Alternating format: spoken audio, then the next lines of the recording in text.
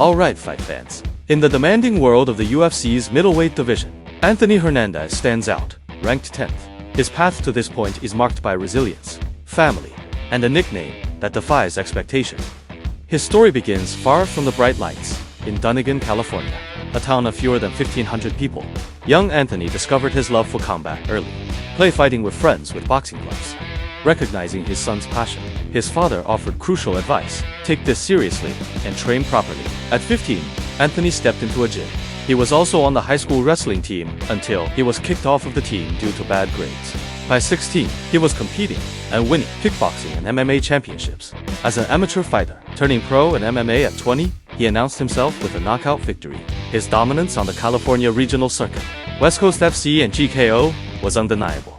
5 consecutive wins, all finishes, earned him a shot at the LFA middleweight title. He seized it, defeating Brendan Allen. That victory paved the way to Dana White's Contender Series, where another win secured his coveted UFC contract.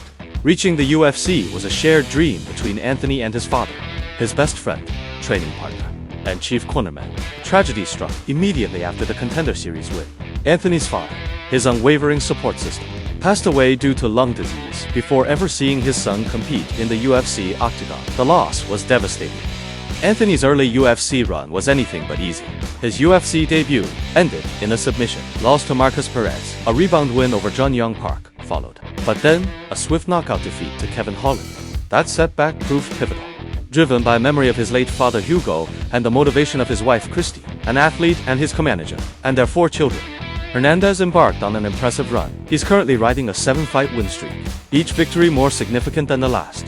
He shocked the MMA world by submitting Brazilian Jiu-Jitsu ace Rodolfo Vieira. He overcame Josh Fremd, then choked out the dangerous brawler, Marc-Andre Barrio. He finished the highly touted Golden Boy, Edmund Shabazian, submitted crafty striker, Roman Kopylov, stopped the dynamic showman Michel Pereira, and most recently, outworked Brendan Allen over 5 rounds. The nickname Fluffy, born years earlier, became a symbol of his unexpected toughness. It originated when a coach, trying to motivate a then heavier Anthony preparing for a kickboxing tournament, wrote Fluffy on his arm. While initially unwelcome, Hernandez embraced the name, recognizing its unique, disarming power in a fighter. Now 31, with a record of 14 wins and 2 losses, Hernandez remains an atypical force. He's a dedicated family man, finding peace away from the sport, riding dirt bikes, or spending time with his kids in the woods, striving to be the father figure his own dad was to him. He carries his father's lessons into the octagon with every fight. Currently, the division's dark horse, Anthony Hernandez continues his quiet ascent.